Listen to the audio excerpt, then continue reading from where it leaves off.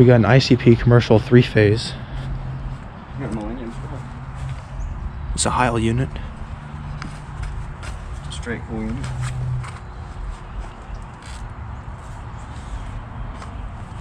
Copeland scroll. 4-ton. There's no data on that one. Yeah. Heil. And that data's gone. There ain't no getting that. So that is a large. 98 4-ton. What's that? Hey, something on the ground right there. Brick. It feels very HVAC-y. 70s. This unit might not even be original. I almost want to say it's not, but at the same time, It's not. it's probably at least Those 20 years old. disconnects.